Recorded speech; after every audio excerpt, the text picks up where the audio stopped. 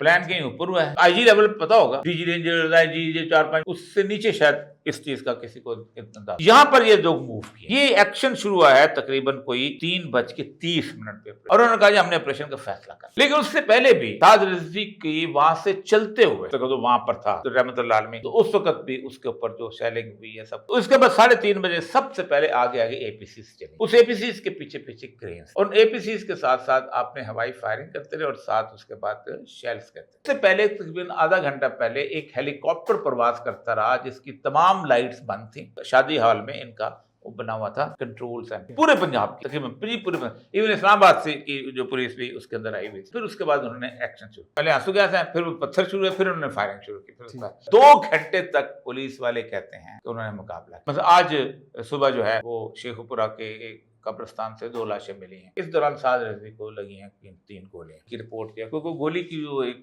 Footage तो आती है, लगते वो गिरता तो आती है। रिपोर्ट से है कि साद रिजवी फिर वहां से निकल गए, निकलने के बाद फिर पुलिस ने उन दोनों को गिरफ्तार कर लिया, साद रिजवी को भी, और रिपोर्ट्स मेरे पास तो यही हैं। इसके बारे में एक घटिया किस्म का गंदा किस्म का प्रोपेगेंडा जो है पूरे पाकिस्तान में फैलाया कि ये एजेंसियों के बंदे थे, एजेंसियों ने उनको खत्म करना चाहा, जैसे एमक्यूएम को खत्म करना चाहे वैसे उनको खत्म कर दिया। पहली बात तो ये है कि एजेंसियों के अगर बंदे थे तो एजेंसियों के हिसाब से चलते,